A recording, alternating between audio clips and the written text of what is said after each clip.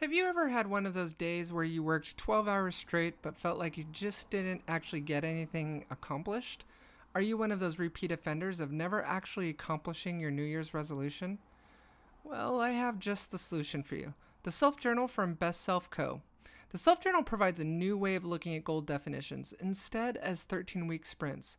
It allows you to craft a roadmap for your life around your 13-week goal, a plan to reach that goal, a new concept of task management where all of your available work hours in your day are assigned to tasks, and daily reflections in the morning and evening to consider the blessings in your life that you're actually grateful for. The Self-Journal is more than just a planner and task management tool. It's a system for creating and sticking to daily habits so the steps needed for you to become successful become habitual. After all, it was Darren Hardy who said, "You will never change your life until you change something you do daily." The secret of your success is found in your daily routine. If you're interested in learning more about the Self-Journal, go to www.bestself.co and use discount code Alissa Knight for 15% off your purchase. In 2017, a market analysis performed by Quocirca of 200 companies found that 61% of large enterprises it surveyed had experienced at least one data breach as a result of unsecured network printers. Hello, I'm Alissa Knight, and this is LeetSpeak. Today we'll be focusing on the systemic cybersecurity problems around unsecured multifunction printers in the enterprise that have led to network compromise, data breaches, and ransom payments, and how they can be prevented. If the security of your network printers are keeping you up at night, stay tuned to this new episode of LeetSpeak. Alissa Knight.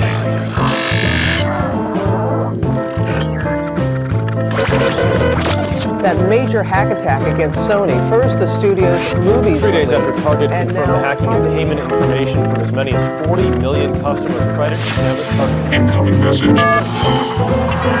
It's Friday, and that means time for another episode of LeetSpeak with Alissa Knight, bridging the gap between all things information security, where we'll talk the latest vulnerabilities, threats, security conferences, malware and exploits, as well as interview CISOs and CIOs from around the world on the IT risk management topics that matter most.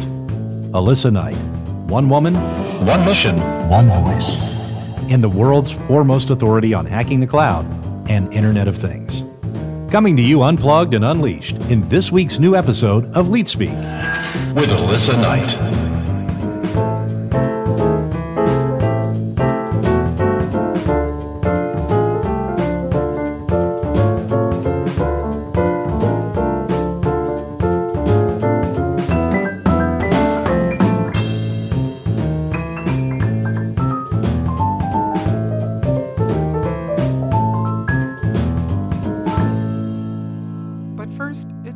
For us to define what kind of printer we're talking about here, because I'm not talking about your grandmother's desk jet connected to her computer over USB. What we're discussing here is the vulnerability created by multifunction printers, the new generation of printers introduced first in the early 1990s based on inkjet technology that sported printing, scanning, copying, and fax capabilities. At first they were expensive and relatively unreliable, but soon improved over time, adding features such as printing from mobile devices and the most commonly used feature, scan to email. Unfortunately, it isn't very common for IT to treat printers just like any other endpoint that needs to be secured, like the servers in the environment. The fact is, despite it having an LCD control panel and trays, it is in fact a server.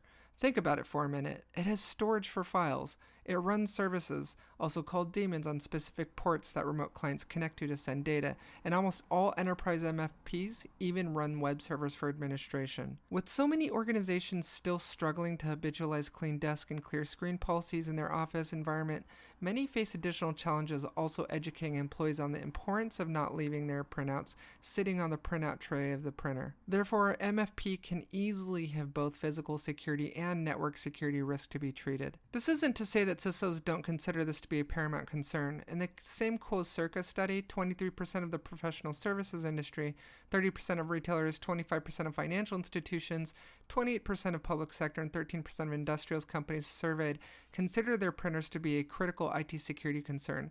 The attack surface for printers is wide, according to the attacks reported by the surveyed companies.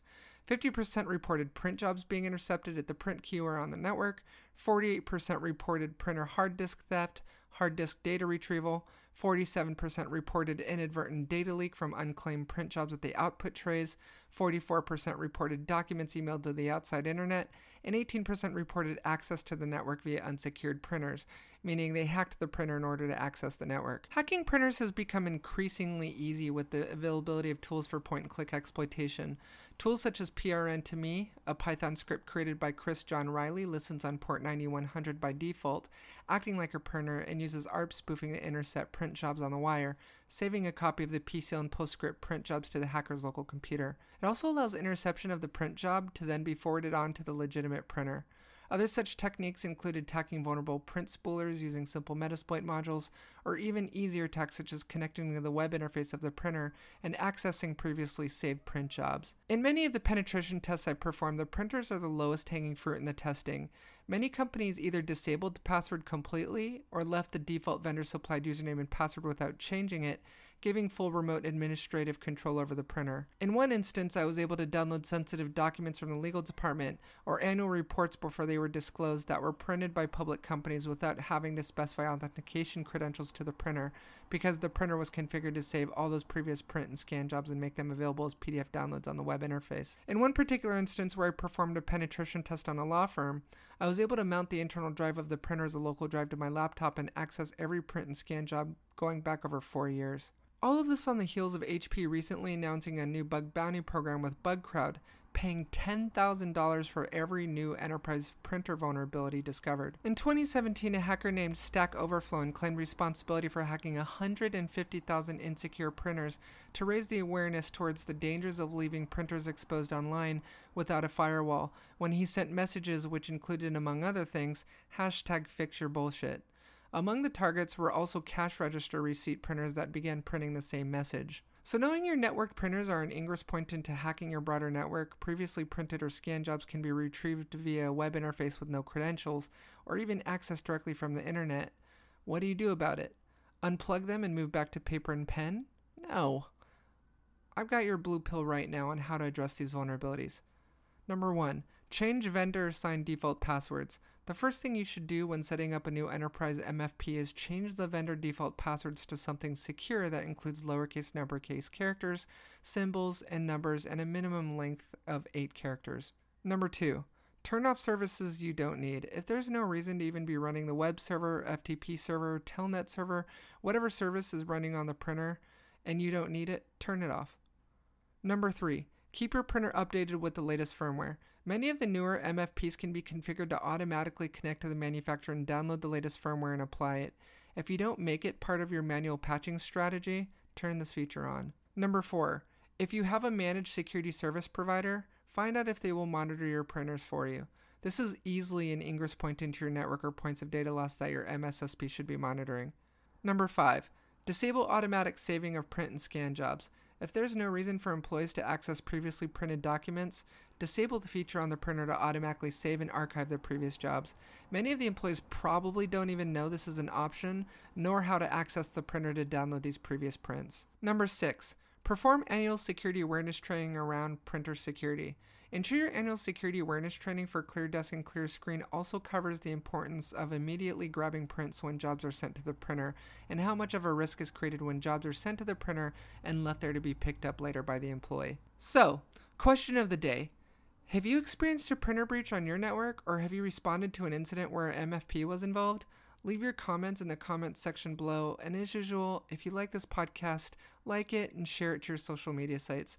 And before I sign off, I want to leave you with this daily quote from my self-journal by John Rohn. If you're not willing to risk the usual, you'll have to settle for the ordinary. So to all of you, risk the usual, don't settle for the ordinary, and most of all, take care of yourselves and each other.